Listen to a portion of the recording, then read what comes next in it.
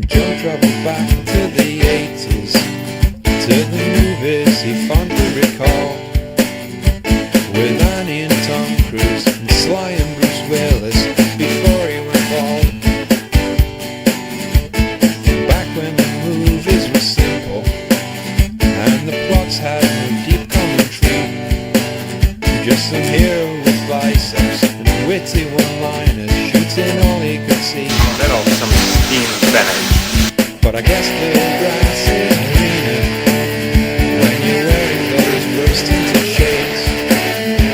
But while he's stuck in the 80s, John will take his movie lemons and give you lemonade. So sit back and relax, sit back wherever you are, for the movie reviews and the science bits too, on Shitcase Cinema. On the Shitcase Cinema. Oh, it's the Shitcase Cinema.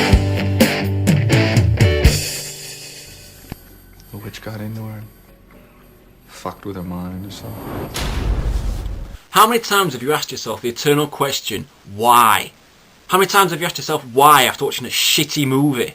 Well, I actually watched a shitty movie last night. There's no reason for it to exist, I swear to God.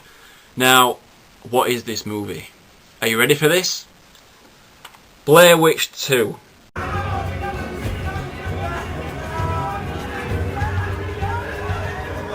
It's not even called Blair Witch 2 anyway, it's called Book of Shadows Blair Witch 2, which in turn is stupid because there's not even a book in the fucking film called Book of Shadows. So, what?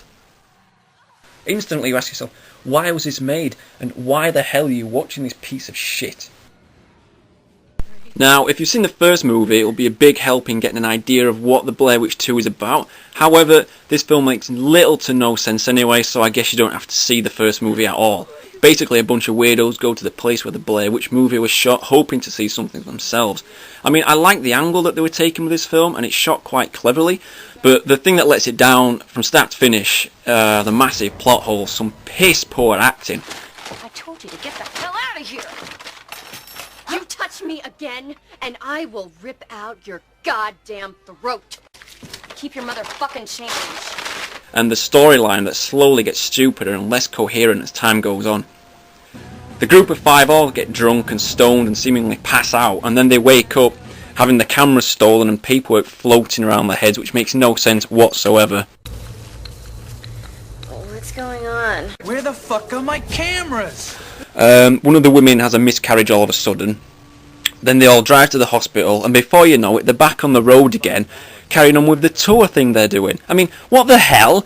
These people are just so fucked up, and I'm not talking about the actors, I'm talking about the people who wrote this film. It's just not believable, even remotely. Arseholes. To cut a long story short, another tour group are found dead by some sacrificial ritual. The local sheriff starts blaming the little group of weirdos. A few of the group get chalked off.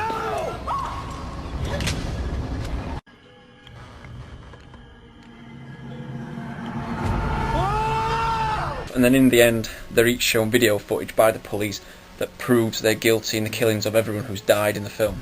I didn't do that.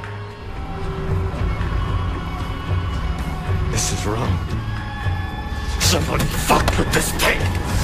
Somebody fucked with that tape! So you could just say that everyone got so drunk and stoned that they went crazy and killed some people. I mean, there's no bloody Blair Witch in the movie anyway. Get out of these woods and go home! There is no goddamn Blair Witch! So they could have called the movie Book of Shadows. No book and no story makes weirdos go crazy. Or how about Book of Shit, Blair Witch Cash-In. Perfect! Oh, and now that I actually think about the ending, it's quite fitting because it cuts to black and you hear the guy, the final scene say, "This is fucking bullshit." And yes, it is. Fucking bullshit!